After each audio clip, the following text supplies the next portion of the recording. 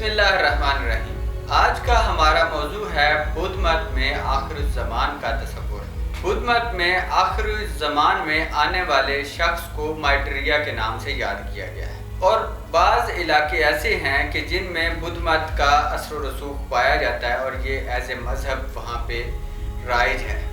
ان میں سے کچھ علاقے ایسے ہیں کہ جن میں صرف اس وجہ سے اس مذہب کو مقبولیت ملی کیونکہ اس میں آخر الزمان کا تصور تھا، اور وہاں پہ آج بھی بہت سی مورتیاں بنائی گئی ہیں جس کی پوجا کی جاتی ہے۔ اس ویڈیو کو آخر تک دیکھیے تاکہ اس میں بدھ مت کے تمام عقائد سے آپ کو آگاہی حاصل ہو سکے۔ بدھ مت میں مائٹریہ جو ہے وہ پالی زبان سے آیا ہے جس کا اصل نام ہے میٹوا۔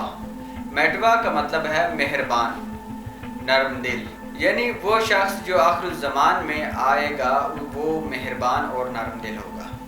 ان کی کتاب مہایانہ میں لکھا ہے کہ جو بدھ مت ہے وہ 5واں یا 7واں بدھا ہوگا کہ جو اس زمین کو آ کے امن کا گہوارہ بنائے گا، جس کو میٹوا کہا جاتا ہے۔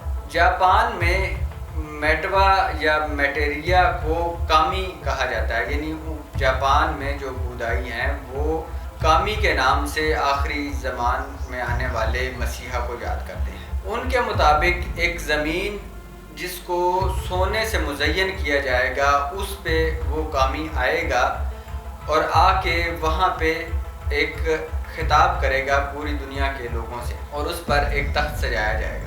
بودائیوں کی کتابوں میں لکھا ہے کہ جو بدھ مت ہے وہ انتہائی نرم دل ہوگا، اور مختلف وجوہات کی بنا پر بدھا کو یعنی مائٹریہ کو 7ویں آسمان پر رہائش اختیار کرنی پڑی۔ وہ آغاز میں ایک بادشاہ تھا اور اس کے بعد پھر بادشاہوں کا بادشاہ تھا، اور پھر بادشاہوں کا خدا بن گیا، اور اس کے بعد اس نے آسمان پر سکونت اختیار کر لی، اور اس کے بعد جب آخری زمانہ آئے گا اس میں وہ جو مائٹریہ ہے واپس اس زمین پر آئے گا۔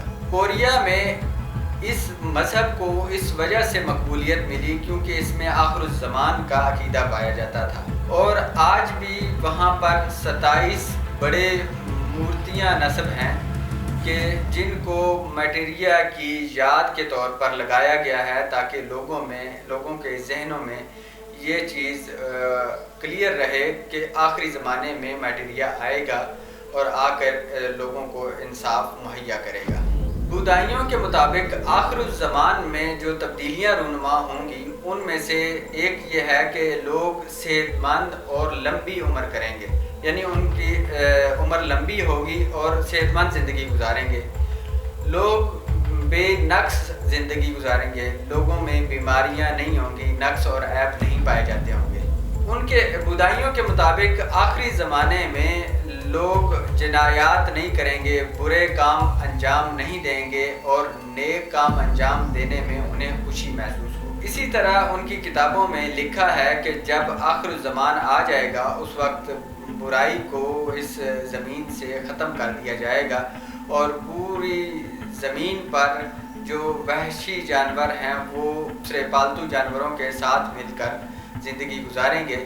اسی طرح اس زمین سے تلوار، تیر اور اسباب جنگ ان کو ختم کر دیا جائے گا، اور یہ زمین مکمل طور پر ایک آئیڈیل شکل اختیار کر لے گی۔ تو اسی کے ساتھ آپ ہمیں اجازت دیں، انشاءاللہ اگلے ایپیسوڈ میں آپ کے لیے مزید انفارمیٹیو ویڈیو لائیں گے۔ تب تک کے لیے اجازت دیجیے گا، اللہ حافظ۔